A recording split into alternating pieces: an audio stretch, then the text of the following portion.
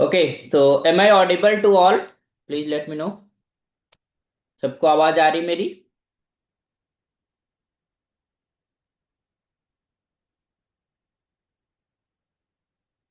पवन जी, आवाज आ रही है हमारी कि नहीं आ रही? ये सर आ रही है। ओके, तो dimension of a vector space है ना। लास्ट क्लास में हमने पढ़ा था कि बेसिस क्या होती है। और हमने देखा था कि एक वेक्टर स्पेस की बेसिस एक से ज्यादा हो सकती है। इट इज नॉट नेसेसरी कि basis should be unique. So but एक चीज कॉमन होगी सभी बेसिस में, वो क्या है कि नंबर ऑफ एलिमेंट्स हर एक बेसिस में सेम होंगे। जो लास्ट रिजल्ट हमने लिखा था कि two basis have the same number of elements. Okay, तो जो number of elements in a basis होता है that is called dimension for that vector space. It mean that कि using only that element we can generate every element of the vector space. So it means we needed only that number of elements to generate every element of that vector space. So that is called dimension of a vector space. Okay, so basically the number of element in the basis. So you can just write here the number of elements.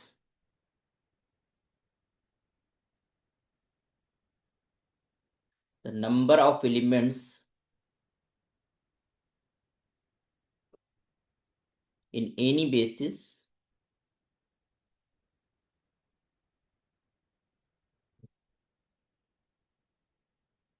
of a vector space.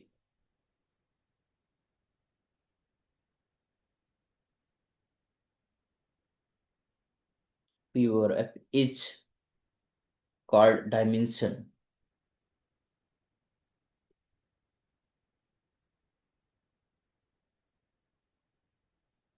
Dimension of V, and is denoted by simply dimension.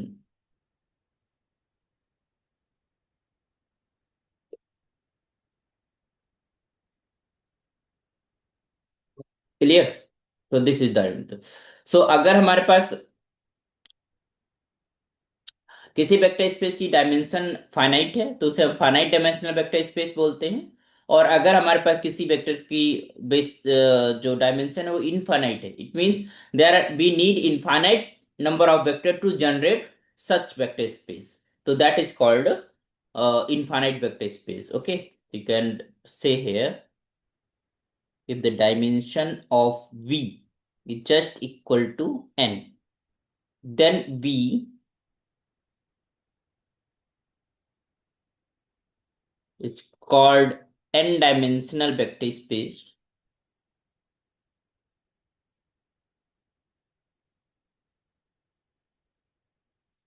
Vector space, a vector space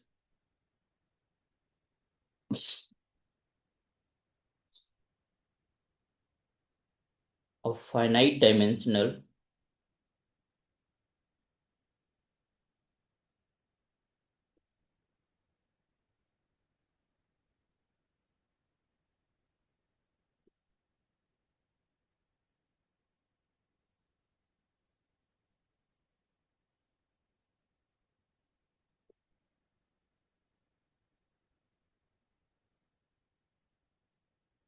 okay. So अगर उसका dimension finite है that is called finite dimensional, otherwise it's called infinite dimensional. Okay, तो आइए कुछ results लिखते हैं इसके ऊपर। तो एक चीज है कि अगर हमारे पास किसी वेक्टर स्पेस की डायमेंशन n है, we have the dimension n of a vector space. Okay, and you are taking n linearly independent vectors, तो that will be become a basis. Okay, तो अगर डायमेंशन n है तो हमारे पास या तो n जनरेटिंग सेट मिल जाए, या फिर क्योंकि हमारे पास जब बेसिस की हम बात करते हैं तो बेसिस दोनों चीजें होती है। जनरेटिंग सेट होना चाहिए as well as that should be a linearly independent set.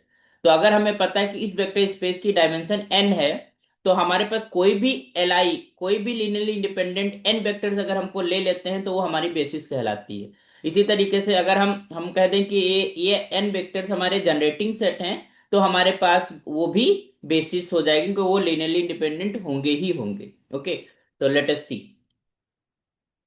So I'm just going to write first result. So if you are just saying if dimension of V is just equal to n.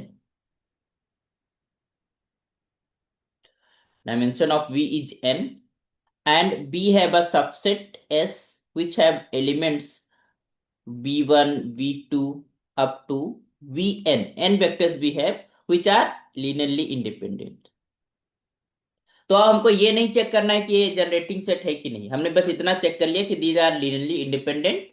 तो there is no need to check it generates or not. It definitely generates the vector space. So in that case we can say this set S is a basis for the vector space V. The set of V, then S is a basis of V. Or you can say in this way that a linearly independent set of n vectors in a n dimensional vector space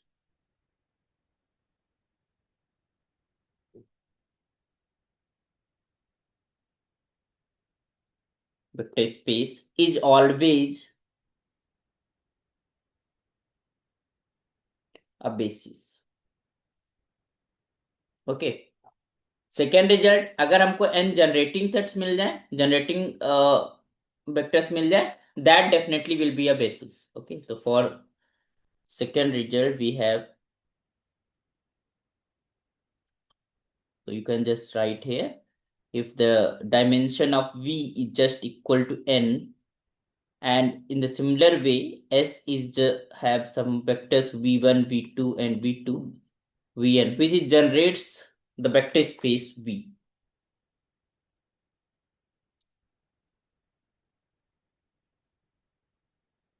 Then in this case, then S is a basis of capital V, or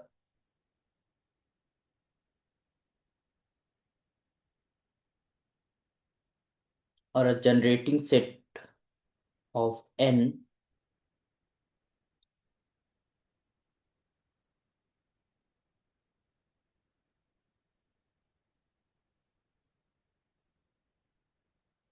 n-dimensional vector space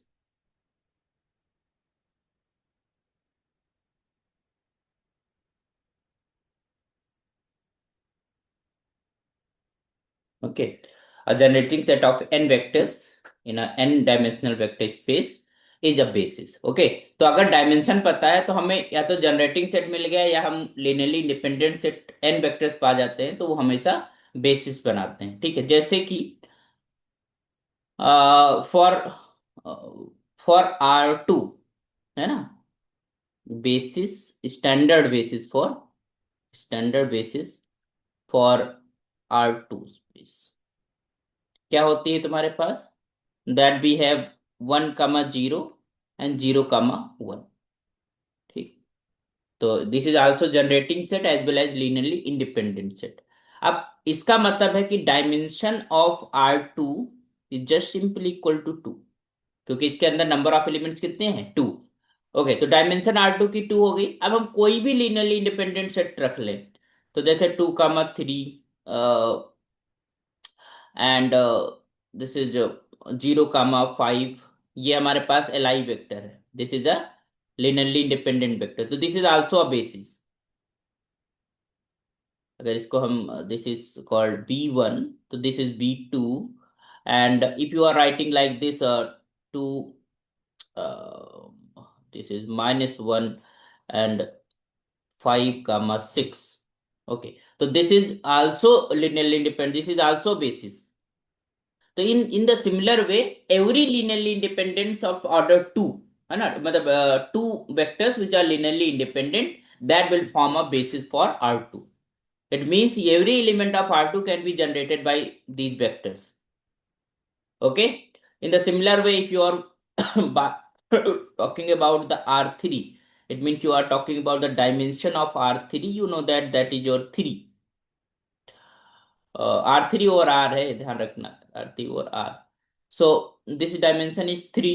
So you have the standard weight is like 1 0 0, and this is 0 1 0, and that is have 0 0 1.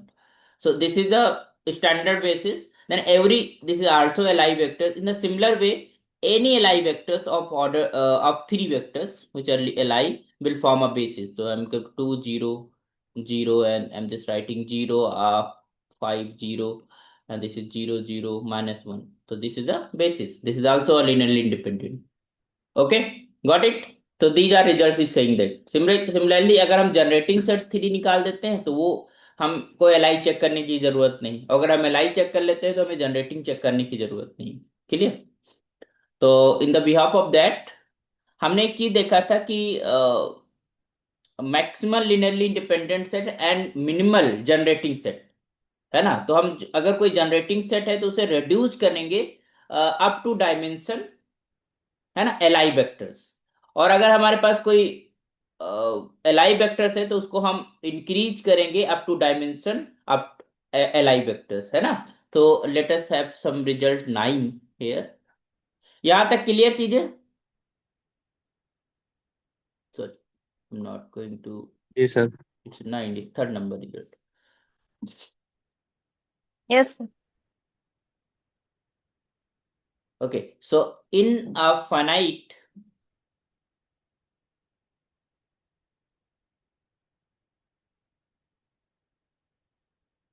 finite dimensional vector space, finite dimensional vector space, we have this condition, you just, तो इससे इस result को आप ध्यान रखना कि हमें अगर कोई जनरेटिंग सेट गिवन है, ठीक, तो जनरेटिंग सेट क्योंकि हमारे पास क्या होता है, minimal generating set form a vector basis, okay, and the maximum linearly independent set form a basis. तो हमारे पास अगर कोई जनरेटिंग सेट है तो उसको रिड्यूस करेंगे, है ना। तो you can have looks like this is number of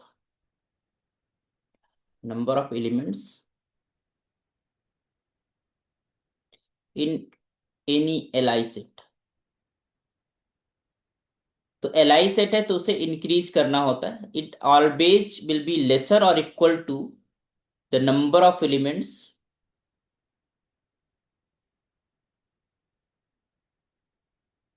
in any basis, okay, and that will be less or equal to the number of elements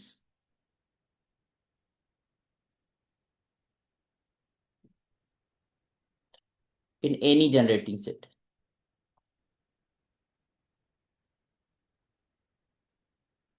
समझ पाए? ध्यान देना कि अगर हमारे पास बेसिस है, number of element in the basis, इसका मतलब डायमेंशन की हम बात कर रहे हैं, ठीक है, number of elements in a basis, तो इसको हम डायमेंशन की बात करें तो दिस इज एन। और इसको अगर हम कह रहे हैं नंबर ऑफ एलिमेंट्स, इसको अगर हम एन कह रहे हैं, इसको हमने बी कह दिया, और दिस इज हमने ए कह दिया, तो this is less than B and greater equal to A, the number of elements in the any L I set. अब ध्यान देना, अगर हमारे पास एक वेक्टर स्पेस है जिसकी डायमेंशन हमको पता है, तो उस डायमेंशन से ज्यादा अगर हम एलिमेंट्स ले रहे हैं तो हमेशा एलडी होंगे। क्यों? क्योंकि अगर एल आई है तो वो लेस और इक्वल टू एन होते हैं। समझना इस बात को, ठीक। अगर किसी वेक्टर स्पेस के अंदर हम उस वेक्टर स्पेस की डायमेंशन से ज्यादा वेक्टर्स ले रहे हैं तो 100% वो सेट कैसा होगा, लिनियरली डिपेंडेंट, ठीक है।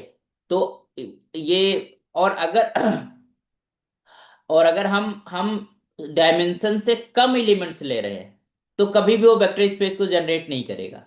जैसे कि number of elements in the generating set is always greater और इक्वल टू द बेसिस।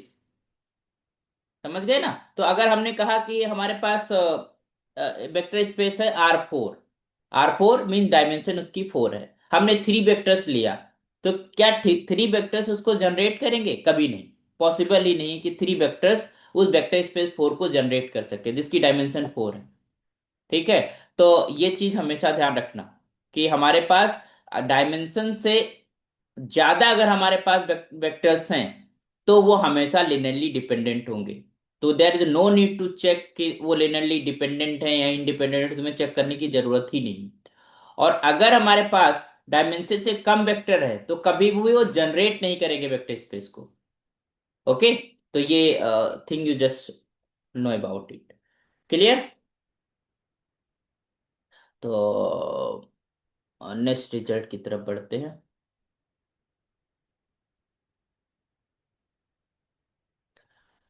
तो आइए कुछ इसके ऊपर लिख लेते हैं रिजल्ट्स। तो क्लियर हुआ ये रिजल्ट आप लोगों को? इंपॉर्टेंट रिजल्ट है आपके एग्जाम पॉइंट ऑफ व्यू से भी। Number of elements in any Li set is always less or equal to number of elements in any basis is less or equal to number of elements in any generating set. So let V be a vector space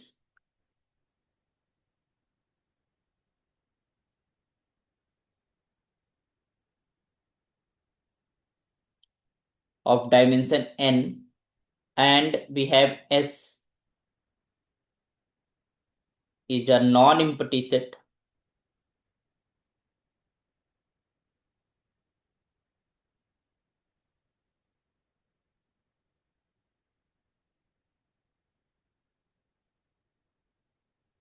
then। ठीक। तो अगर हमारे पास dimension n है इसकी, और s कोई भी हमारे पास नॉन एम्प्टी सबसेट है V का, तो उसकी कार्डिनलिटी को देखकर हम क्या क्या चीजें डिसाइड कर सकते हैं। So first one, if you are saying कि cardinality of this s is greater than n, ठीक है, n से ज्यादा है, तो 110% यू कैन से कि s is a LD set.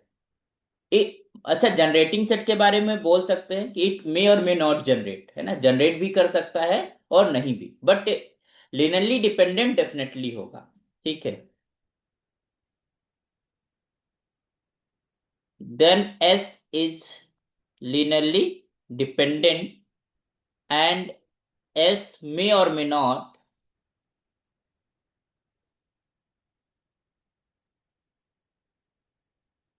generate V।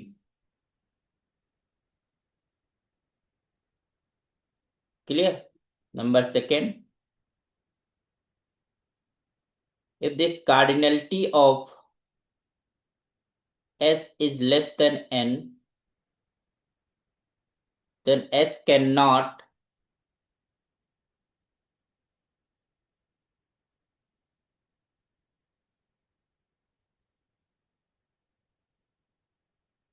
and S, ठीक, अगर कार्डिनलिटी से n से कम है, अभी जो बता रहे थे, ठीक है, तो S can not B generate V, कभी भी जनरेट नहीं कर सकता। और ये लिनियरली डिपेंडेंट भी हो सकता है, इंडिपेंडेंट भी हो सकता है। तो यू कैन से S मे और मे नॉट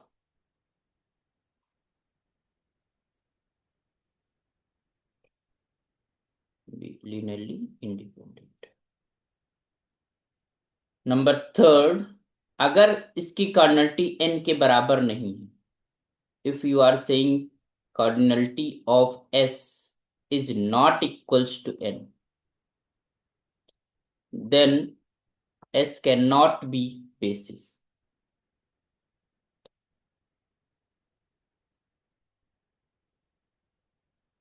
अच्छा, ये चीज ध्यान रखना कि कोई भी n वेक्टर्स बेसिस नहीं बनाएंगे। ठीक है, या तो वो लिनियरली इंडिपेंडेंट हो या फिर वो जनरेटिंग हो, है ना, या तो जनरेट कर रहे हो या फिर, अगर जनरेट कर रहे होंगे तो डेफिनेटली हमारे पास, अगर n वेक्टर्स हम लेते हैं और जनरेट कर रहे हैं तो डेफिनेटली वो लिनियरली इंडिपेंडेंट होंगे। और लिनियरली इंडिपेंडेंट है तो वो जनरेट करेंगे, तो इसका मतलब वो बेसिस बनाएंगे। बट उनमें एक क्राइटेरिया फुलफिल होनी चाहिए, एटलीस्ट वन क्राइटेरिया। कोई भी n वेक्टर्स बेसिस नहीं बनाते हैं, ठीक है। तो इफ एंड अगर कार्डिनलिटी n नहीं है तो बेसिस तो नहीं बन सकती, है ना, क्योंकि बेसिस होने के लिए हमारे पास n नंबर ऑफ एलिमेंट्स होना जरूरी है। तो if cardinality of s is not equals to n, then s can not be a basis of v। Clear? Next result, so if w is a सब space,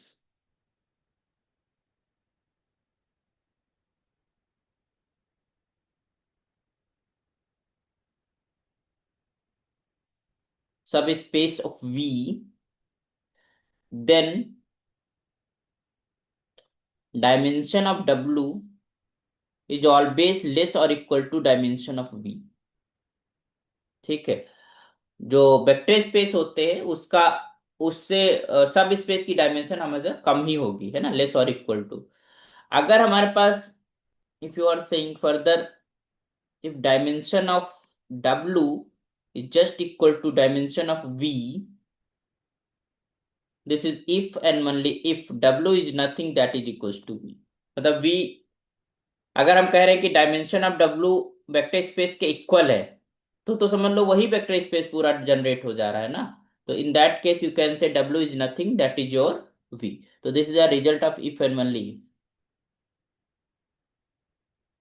It means that this implies if this W is proper subset of V, है ना, this implies dimension of W will be strictly less than dimension of V। Okay, so clear, this is about the subspace of vector space। आइए हम लोग different different vector spaces की dimensions लिखने की कोशिश करते हैं, ठीक है। तो एक रिजल्ट जो आप हमेशा ध्यान रखना है कि dimension of field over field will be always equal to 1। और इसकी जो बेसिस होती है that is, because 1 is there तो you can generate by every, तो इसकी जो स्टैंडर्ड बेसिस होती है वी हैव 1 ही थे, ठीक है, for the field over field. ठीक है, तो this is the dimension of the field over field, तो ये हमेशा 1 ही होती है ना। तो हर एक एलिमेंट को हम जनरेट कर दे सकते हैं बाय टेकिंग, एक एलिमेंट हमने फील्ड का लिया और 1 इज इन दिस एफ, तो you can have this generating element. तो ये जो स्केलर है, अब यहाँ पर ये वाला स्केलर वाला है और ये एज अ फील्ड वी है। तो यहाँ पर हमने ए को 1 में मल्टीप्लाई करा, you get this A vector, है ना। यहाँ पर ए वेक्टर आ गया बट ये यहाँ पर स्केलर है, ठीक है। तो ये वेक्टर मिल गया and that will be belonging to V. तो it means every element of V, v means field, can be generated such a way। okay, so it means because it is non-empty, ठीक है, this is non-empty and non-zero vector, this is non-zero vector, so this is your li and also a generating set, so this will called a basis। तो a field, dimension of field over field will be 1। so let us write some vector spaces and their standard basis as well as general basis। okay, तो first हम बात करते हैं, यहां तक clear, please let me no. सारी जो results हमने डिस्कस करे, कहीं किसी को यस डाउट? सर। आइए अब डिफरेंट डिफरेंट वेक्टर स्पेसेस लिखते हैं और उनकी डायमेंशंस एंड साथ में हम उनकी बेसिस को भी लिखेंगे, standard basis as well as general basis. So let's begin with, तो पहला हम बात करते हैं, जो सबसे फर्स्ट है set of complex number over the set of complex number. ठीक, ये हमने लिया। तो अब बताइए इसकी स्टैंडर्ड बेसिस क्या होगी?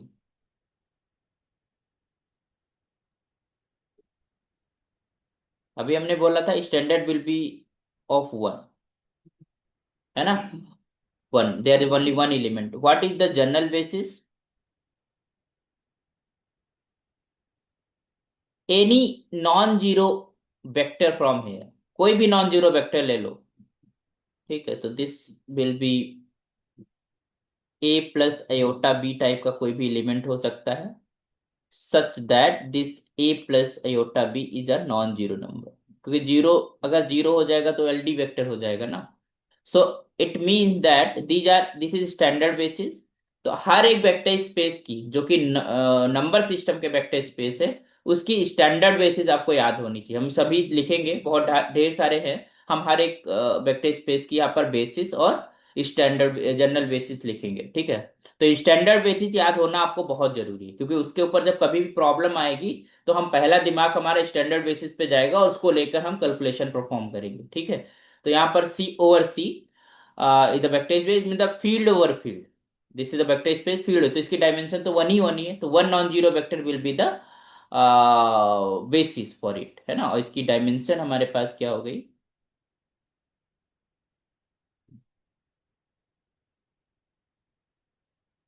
Dimension is just equal to 1। Clear? In the similar way we can second number, this is C over R.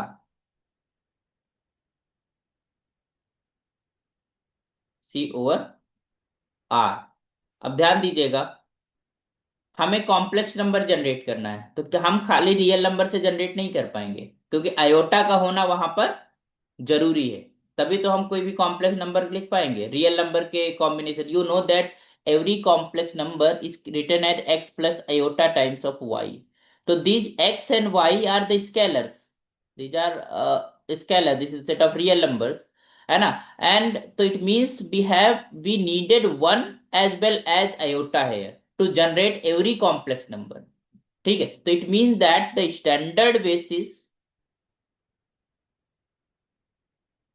basis for this, it should be 1 and iota here, because without iota we cannot able to generate this. Okay, so this is the standard basis।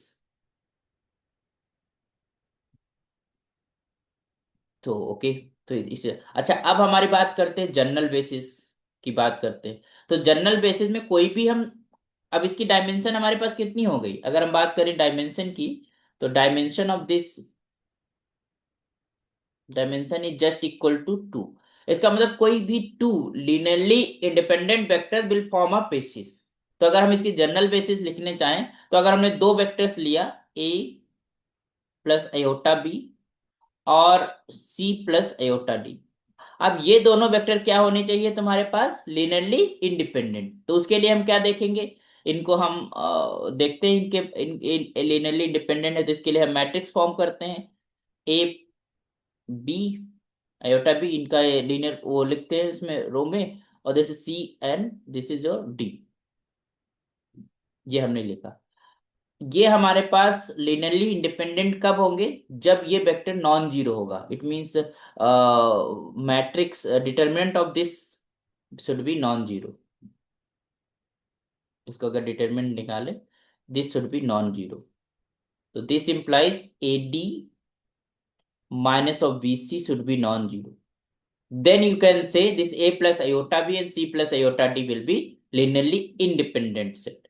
Okay, so here this should be, you can just say AD minus BC should not equals to 0. Okay, so dimension of these two, and this is your general basis.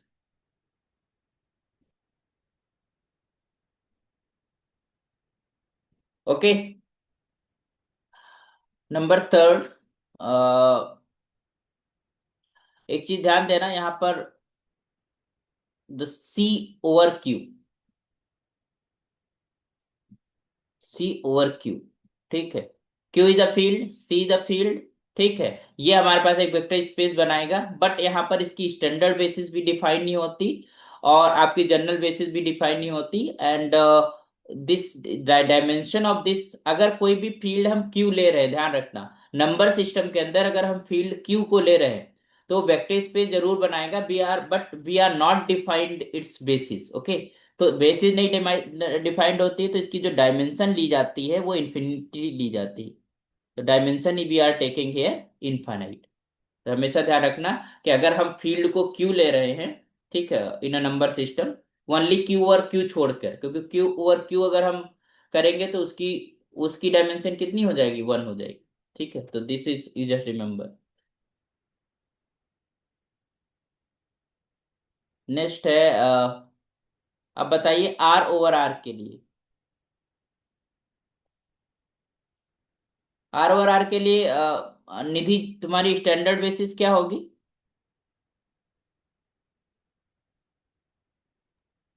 बताइए। 1 हो जाएगी। हाँ, 1 हो जाएगी, good. General basis? General में sir कोई भी x हो जाएगा जो रियल नंबर में बिलोंग करे। हाँ, कोई भी x, but should be non zero, है ना। जीरो नहीं यस ले सर। सकते ना। हाँ, नॉन, जीरो हो जाएगा तो एलडी हो जाएगा। हाँ, तो this is A should be non zero and A is belonging to R any field member. और डायमेंशन क्योंकि एक एलिमेंट है इसकी बेसिस में, तो dimension will be just equal to one. Clear? Yes. Next, if you are writing your R over Q, तो यहाँ पर भी वही केस आ गया। We are not talking about infinite. At all, इसकी डायमेंशन क्या हो जाएगी? Infinite. And we have Q overs Q. अब यहाँ पर इसकी जो स्टैंडर्ड बेसिस हो जाएगी, that will be equals to one simply. और इसकी जो जनरल बेसिस हो जाएगी, any non zero rational number, this is p upon q, any number provided this is p and q is not equals to zero. दोनों तो zero नहीं होना चाहिए। q तो वैसे भी जीरो नहीं होना चाहिए, p भी जीरो नहीं होना चाहिए, है ना? तभी वो नॉन जीरो बनेगा।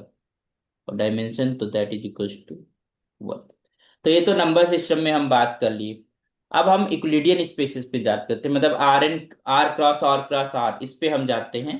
तो अगर हम सिमिलर कोशिश करें, यू कैन जस्ट हैव, तो आपको क्या करना है, यू हैव जस्ट, ये जो स्टैंडर्ड बेसिस है इनको डबलिंग करना है। ठीक है, डबलिंग का मतलब अगर इसकी डायमेंशन टू है तो सी एन और सी उसका जस्ट डबल हो जाएगा। तो इनकी जो नंबर्स हैं उन पे आपको डबल डबल करना है। तो if you are writing here 7 number, this is C N over C. ठीक, तो सी ओवर सी क्या डायमेंशन थी? वन। ठीक है, तो उसको एन से मल्टीप्लाई करना है। ये जो हम अभी ऊपर लिख चुके हैं उनकी जो डायमेंशन हो, क्योंकि उनके डबल नंबर्स आ जाएंगे। तो सी एन ओवर सी, इसकी आप अगर बेसिस लिखने जाओगे तो कैसे लिखोगे standard basis?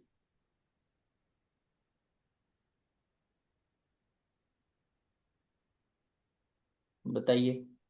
We have standard basis looks like this. We have one, zero zero zero zero zero zero zero. Zero, है ना? यहाँ पर कितने टिपल होंगे? N tuples. फिर N to zero plus. One zero zero zero zero in this way, and up to we have zero zero up to one. This is your standard basis for C N over C.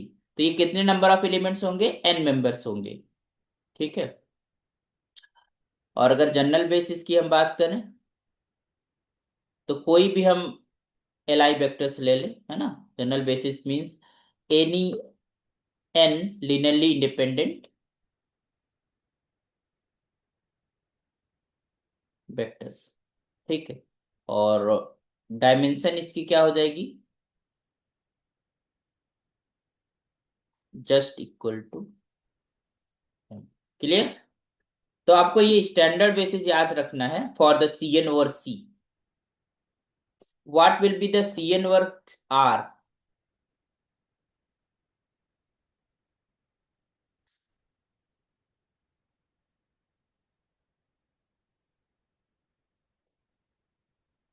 C N over R, बताइए क्या इसकी standard basis होगी?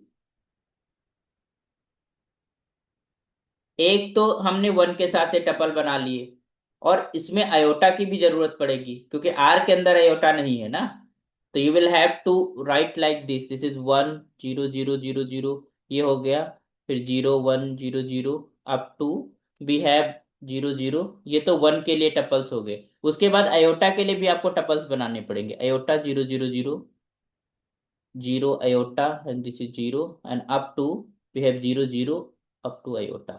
तो N हमारे पास one के लिए tuples हो जाएंगे और एन हमारे पास अयोटा के लिए हो जाएंगे। ठीक है, तो इसके जो बेसिस होगी उसके अंदर टू एन एलिमेंट्स होंगे। It mean dimension of this is have to n element, two. ठीक है, तो अगर हम जनरल बेसिस की बात करें तो any L I vectors, two n li vectors. Okay, so you just have you can just say any,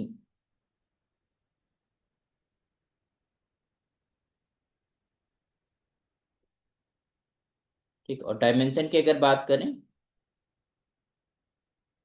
that is equal to two into n. तो जब हमारे पास सी एन ओवर सी है, ठीक है, तो एन टाइम्स, और अगर सी एन ओवर आर है तो डबल कर देते हैं, that is 2 times of this. अगर हम बोले कि what is the dimension of C3/R, कितना हो जाएगा? 6, 6 हो जाएगा। है ना। Dimension of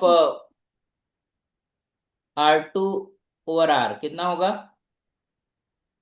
2। इवन दो इसका 2 ही रहेगा, है ना, क्योंकि R2/R, CN/R, अगर हम कहें डायमेंशन ऑफ C9/C कितनी होगी? 9। 9। 9। ओके, सो आइए नाइन्थ रिजल्ट पढ़ लेते हैं। तो डायमेंशन 9 है तो CN/Q, क्यू के लिए फिर वही चीज, इसकी डायमेंशन इंफिनिटी होती है, तो we are not infinite.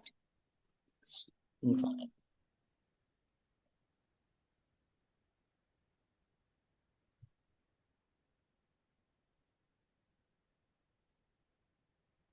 RN/R की अगर हम बात करें, तो इसकी भी जो स्टैंडर्ड बेसिस होगी वो तुम्हारे पास सिंपली एन, एन इसमें वेक्टर्स होंगे, और इस हाँ। तरीके 0 1 0 up to this is 0 0 up to 1।